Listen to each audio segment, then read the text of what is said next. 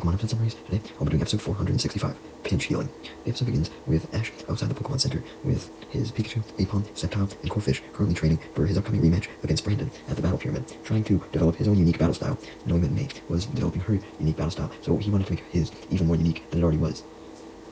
His battle style was good, but it needed to be better, so he had Pikachu, Corphish, Sceptile, and Aipon practicing their accuracy by aiming their attacks at some bowling pins, including Sceptile, who used a Fierce Bullet Seed on several bowling pins. It was clear that Sceptile was the absolute best at this because of this attack, but Ash wanted to make sure that other attacks that weren't as efficient in terms of accuracy, like Bullet Seed, could hit as well. Meanwhile, Brock was inside the Pokemon Center, and he had his apron on with hearts in his eyes, very excited because he had agreed to make breakfast this morning with Nurse Joy and her Chansey. However, when he went into the kitchen, thinking that Nurse Joy would already be there, Brock was shocked, and his happy thoughts of cooking with Nurse Joy were interrupted when he heard a crash and Chansey's cry inside the kitchen. And when he went further in, he found Chansey sitting over Nurse Joy, who was unconscious on the floor, and her face was pure red. Brock was so terrified to see Nurse Joy, who was usually beautiful, in his terrible condition, and tried her best to carry her to a bed, but he needed the help of Ash, May, Max, and Oak, so he called for their help. He would have called for Scott's help, but Scott had went to the Battle Pyramid for the time being.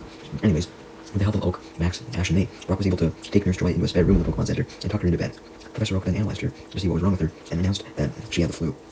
Brock was very worried for Joy, asking how she could have ended up like this, leading Max to suggest that it was probably due to the added stress of having to constantly look after Ash and May's Pokemon due to all their battles, and maybe the excitement of seeing Ash and May, who she idolized so much. Professor Oak agreed with Max and stated that the unconscious Nurse Joy would need to stay unconscious for longer so she could rest. Even though she was devoted to her healing work, it was best that she rested so that she could perform more efficiently. However, Nurse Joy then woke up and tried to get out of bed, claiming that she had a lot of work to do. Too much for her to just lay down and do nothing. Nurse Joy was so weak that she couldn't even get out of bed, even if she wanted to, though. So Oak gently laid her back down in a good position and said that it was imperative that she rested. Seeing Nurse Joy distressed, Ash and the gang offered to run the Pokemon Center for Nurse Joy until she got better. Nurse Joy, even though she was skeptical, was too tired to say anything else, so even though she was stressed about handing over the care of the Pokemon Center to someone else, she had no choice and let them run the Pokemon Center. Brock tried to simp for Nurse Joy, assuring her that he would do everything in his power to make certain that the Pokemon Center would do okay, but Max dragged him away, telling him that now was not the time to simp, and Nurse Joy fell back asleep. So Ash and the gang were officially entrusted with the Pokemon Center. Meanwhile, we then cut to Team Rocket. We then see Team Rocket, who were exhausted as fuck after being blasted off from Harley's Cacturne yesterday, and they were even more exhausted due to having to walk the extremely far length back to the Pokemon Center. James has Mime Jr. out, and even it was exhausted, along with Wobbuffet. Meowth suggested that they should probably revise their plan so they didn't get blasted off so easily, and reminded Jesse and James of their top goal, to constantly stay spying on Ash and the gang. However, just then, Team Rocket ran into a fork in the road they were on, and they immediately got into an argument about which way they should go. Each of them were arguing a different path. To end the argument, Jesse throws a stick up in the air and claims that it would be up to fate to decide which way they should go. In whatever pathway the stick landed, that would be the way they went. However, the stick didn't land on any part of the path. It instead landed straight on a Diglett and a Gloom, disturbing them, and causing them to use a stun spore up into a tree, which in turn paralyzed an Electrode on a branch of the tree. Basically, it went from a Diglett to a Gloom, and then the Gloom released a stun spore which affected Electrode. Team Rocket were in utter disbelief at their bad luck, and they could only watch as their luck got worse. The paralyzed Electrode then fell off the tree branch and rolled down a hill before plunging off a cliff and crashing into a bus directly on the hood of it. Since the Electrode was disturbed, it exploded, which in turn broke the bus down. Team Rocket observed this, even more in awe with their bad luck. The driver of the bus, Matt, who was a Poké-sitter, instantly decided to phone the Pokemon Center to inform it of the problem. Speaking of the Pokemon Center, we cut back to it, where May and Professor Oak were watching over Nurse Joy as she slept, but suddenly Max rushed into the Pokemon Center, or at least the room that Oak, May, as well as Chansey were in, and informed them that he had heard an explosion nearby. It sounded like it came from the road. Just then, Max, May, and Oak hear the phone in the Pokemon Center ringing from the counter where Ash, Brock, and Pikachu were. So, Oak, May, and Max run to the counter as Ash picks up the phone and listens to the call from Matt.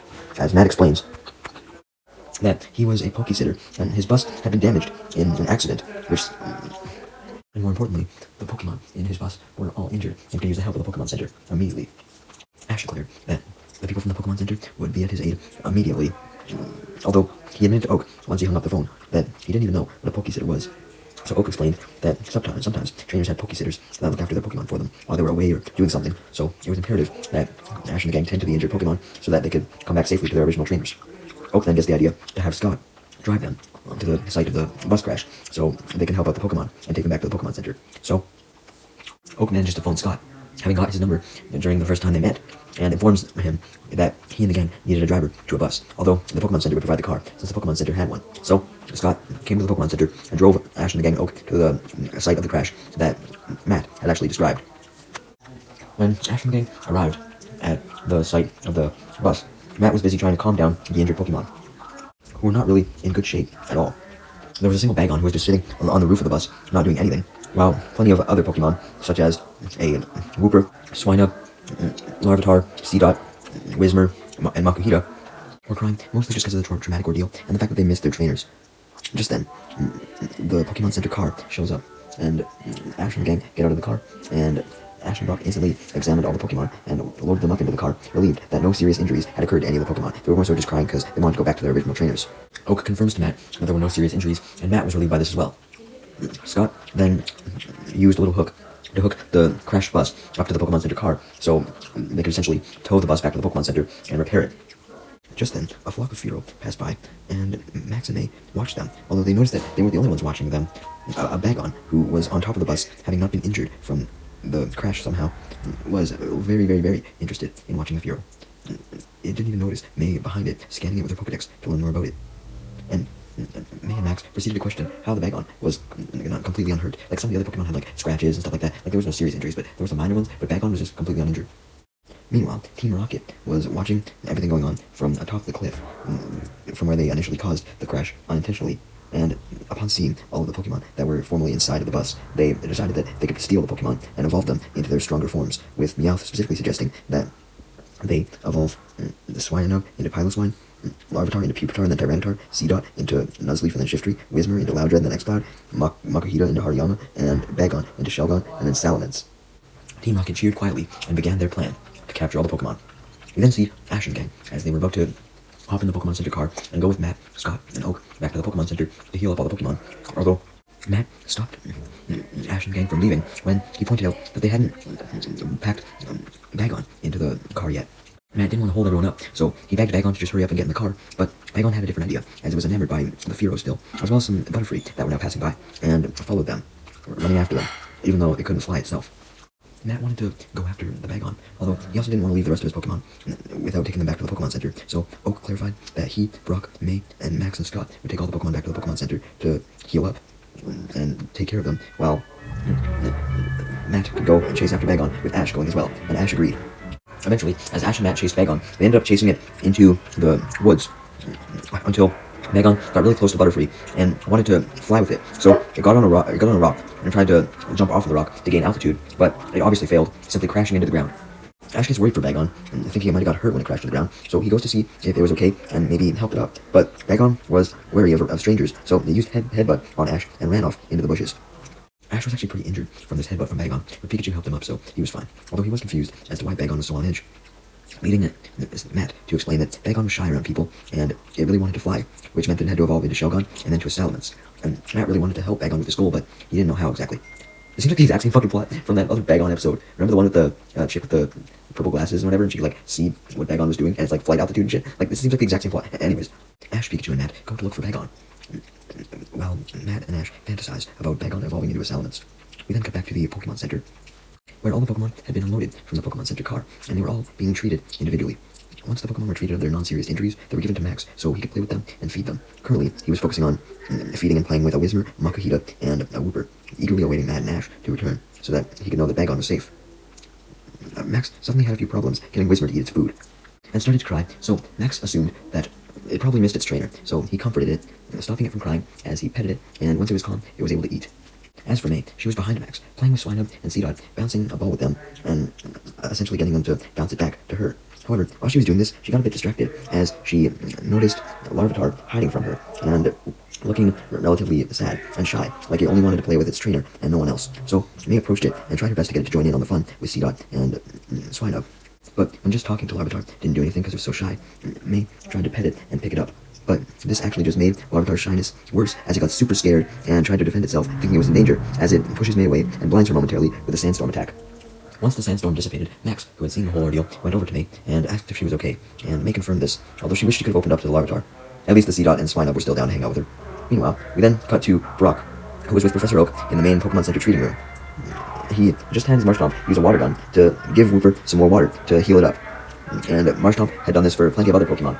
Wooper especially works because he was a water type, but Marshtomp's water gun did seem to have some sort of purification effects to, like, to clean up like scrapes and other minor injuries and stuff. So Brock was actually doing good, and he got all of the Pokemon healed up. Yay! Oak commended Brock for this, as he looked at a file of all of the Pokemon that he had written up to make sure that every Pokemon that they had taken in was all healed, and they were. So, Oak commended Brock's ability to comfort Pokemon and heal them up. And Oak commented that Brock had a natural gift for healing, which was evident due to Brock being able to gain the trust of a Pokemon he had never met before, to be able to heal it. Basically, he'd never met any of these Pokemon before, but they trusted enough to get healed by him. Meanwhile, in the garage area of the Pokemon Center that Nurse Joy hadn't even mentioned before, Scott was repairing the bus, because he could do that, I guess, when suddenly the Battle Pyramid referee, Samuel, came up to him. Scott asked Samuel if he had heard from Brandon yet, and if he was able to do yet another rematch, but Samuel confirmed that he never actually goes into the ruins. He just operates the Battle Pyramid while Brandon was gone, and he hadn't heard from Brandon, so he was still in the ruins, but regardless, he reassured Scott that it shouldn't be long until Brandon would be ready to have a rematch with Ash. Meanwhile, Ash and Matt were continuing their search for Bagon, now reaching a little valley. Unfortunately, they saw no sign of it, even as they looked out onto the horizon, making Matt depressed. However, Ash and Matt suddenly heard Bagon's cry, so they ran towards it and found it standing on top of a large boulder overlooking a river, about to jump, trying to make another attempt to fly. Matt was kind of skeptical, since Bagon was jumping from such a high place, and sure enough, Bagon couldn't fly, and it fell straight into the river. Ash and Matt were worried that Bagon hurt itself when it jumped, but they were even more worried when Bagon ended up getting caught up by the strong current in the river and started to get dragged towards a waterfall.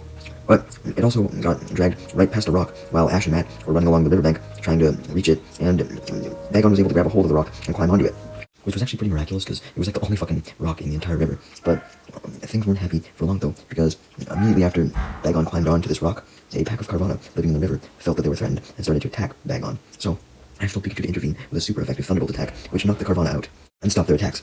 Immediately after this though, more Carvana appeared upstream, heading straight towards Bagon. Ash gets an idea, however, as he picks up a nearby log, and he throws it into the water to essentially create a makeshift bridge that allowed Bagon to cross from the rock it was on to the other side of the shore.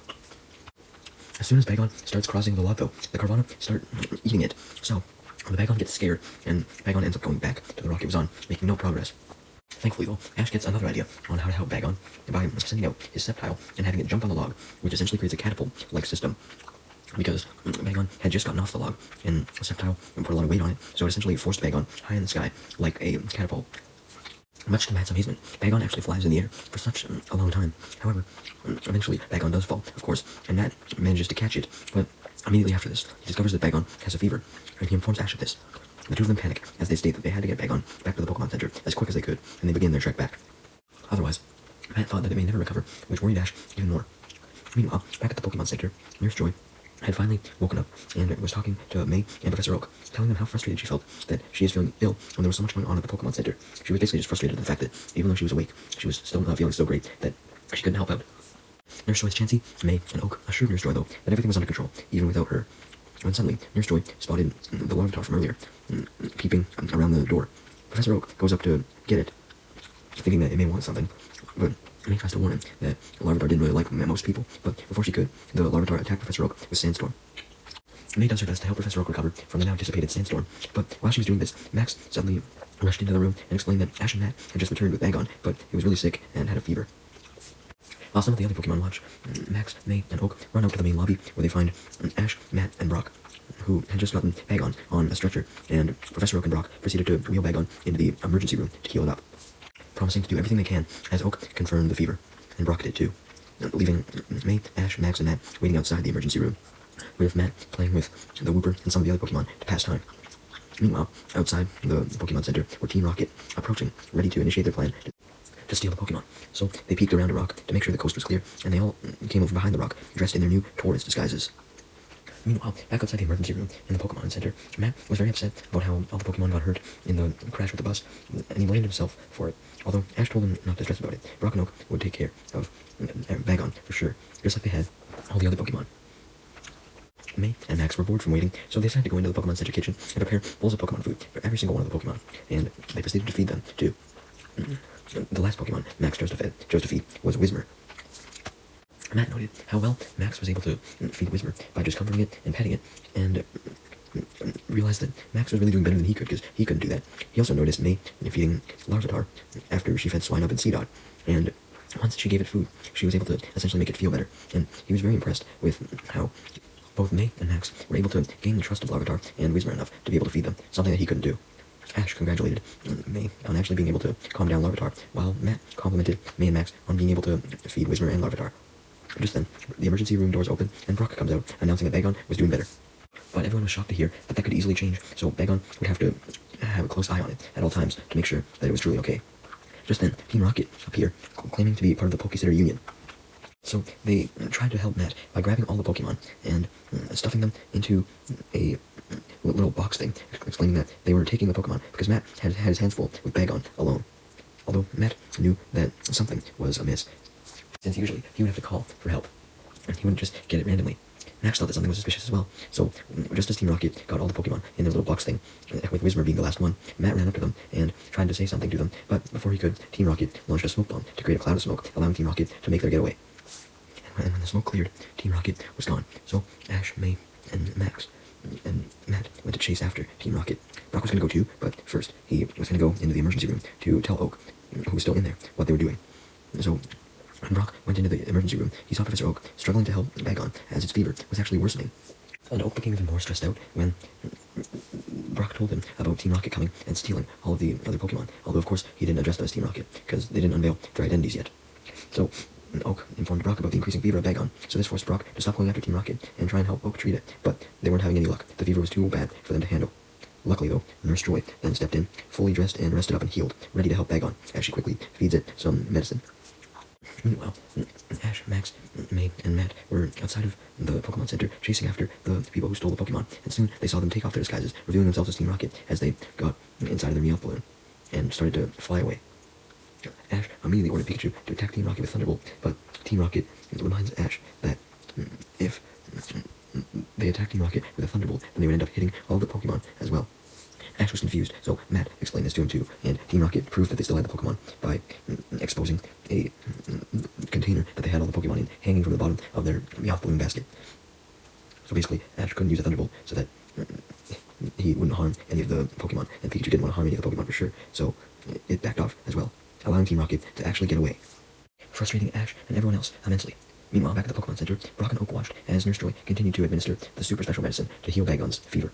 Anyways, back with Ash, Max, May, and Matt.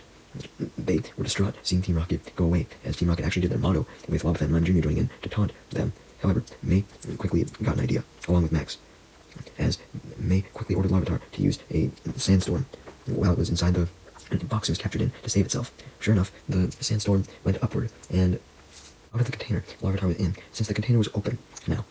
And the sandstorm then went upwards into the actual Meowth balloon, and it shook it violently, and since a lot of air was knocked out of the Meowth balloon, it started to crash onto the ground. And it did, while Team Rocket was panicking. However, the good thing was, the container with all the Pokemon had come free from the Meowth balloon, and none of the Pokemon were injured from the fall. So, Ash, Matt, May, and Max went up to the box and freed all the Pokemon. And were very happy to see them all, as they hugged them, and May even got to pet Larvitar a bit without it freaking out. Just then, though, Team Rocket got out of their Meowth balloon and were immensely angry at their failure and claimed that they would not give up on capturing the Pokemon, as Jesse and James sent out Viper and Cacnea, although Cacnea, of course, hugged James first, but he got over it, and Viper went to use a Bite and Cacnea went to use a Pin Missile, while Matt hugged a Seedot. However, the Bite and Pin Missile weren't actually able to get off, because Ash had an idea. He could simply just attack Viper and Cacnea, since he no longer had to worry about harming any of the Pokemon if he attacked Team Rocket, so he had Pikachu use Full Tackle to send Team Rocket blasting off, frustrating them, as Wobbuffet blasted off last, leaving Ash, Matt, May, and Max to celebrate with all the Pokemon.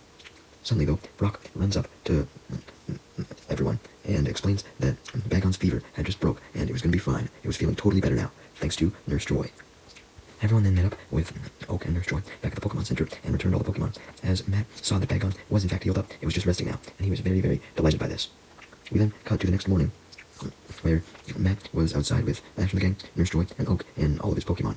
Scott even came up to Matt and explained that he had finished fixing Matt's bus, so Matt prepared to leave everyone with all of the Pokemon, since it was probably time he got all the Pokemon back to their trainers. Oak tells Scott of everything that happened, while Matt thanks Ash and the gang, Nurse Joy, Oak, and Scott for all of their help. Before Matt goes, though, May says a personal goodbye to Larvitar, and Max says a personal goodbye to Whismur, while Ash says a personal goodbye to Bagon, and it happily hugs him, pushing him over in the process, making Ash laugh.